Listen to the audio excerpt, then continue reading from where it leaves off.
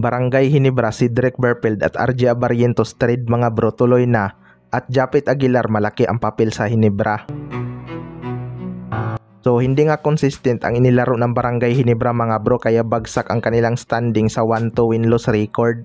Maganda nga sana ang kanilang pinakita laban sa TNT Tropang 5G na pinangunahan ni Japit Aguilar. Pero sa kanilang huling laban nga mga bro bumagsak nga bigla ang kanilang laro at isa nga si Japit Aguilar sa mga sinisisi ng mga fans dahil tinamad nga daw itong dumipinsa sa dulo. Well, para sa akin mga bro, malaki talaga ang papel ni Japit Aguilar sa Barangay Ginebra lalo na sa depensa. Isa nga siya sa mga dahilan kaya trinade si Sistan para magkaroon siya ng mahabang minuto. Kaso problema talaga kay Japit mga bro ay ang kanyang stamina. Mabilis na nga siyang mapagod lalo na kapag pinipisikal siya ng kalaban. Kontra Meralco Bolts nga ay may mga pagkakataon na naglalakad na lang itong si Japit Aguilar dahil sa pagod. Madali lang din ma-frustrate si Japit mga bro kaya minsan nawawala siya sa focus.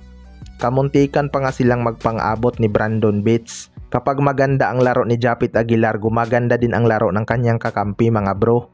Kapag naman bagsak ang kanyang performance, ganun ang mangyayari sa kanyang mga teammate. Kaya kung mapapansin nyo pati si Scotty Thompson inconsistent din ang performance dahil siya nga ang taga-sit ng play. Nakadepende nga sa kanyang teammate ang kanyang stats. Sa kabilang banda naman mga bro, si Cedric Berfield at RJ Abarrientos trade tuloy na kaya.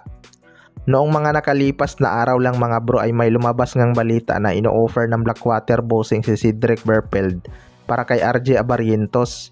Maraming ang Ginebra fans ang pumabor dito dahil nagiging liability nga si RJ Abarrientos sa depensa, lalo na kapag mas malaki sa kanya ang kanyang ka-match up.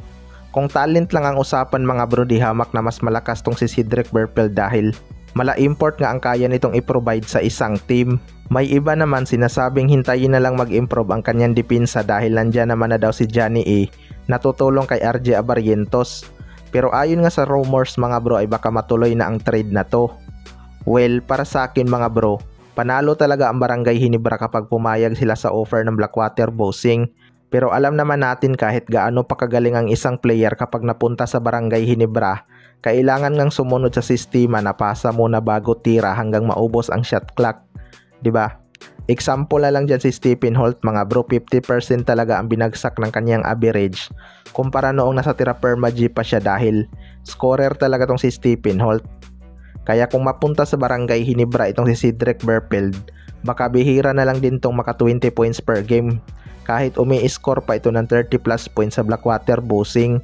Kaya abangan na lang natin kung magkatotoo ba ang rumors na yan. Kayo mga bro, ano masasabi nyo tungkol dito?